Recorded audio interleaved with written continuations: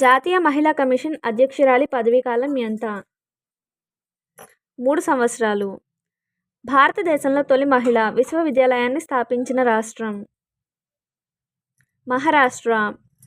రాజ్యాంగంలో విద్యా సంస్థలు ప్రవేశానికి మతం, జాతి, కులం, భాష ప్రాతిపదికన వివక్షత చూపరాదు అని ఏ అధికరణ తెలుపుతుంది? అధికరణ 29(2).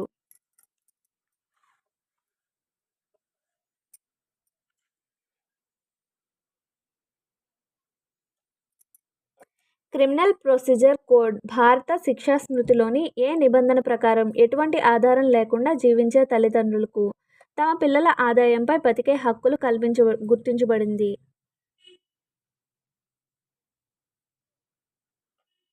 125వ నిబంధన. వయోవృద్ధుల సామాజిక, మానసిక, జ్ఞాన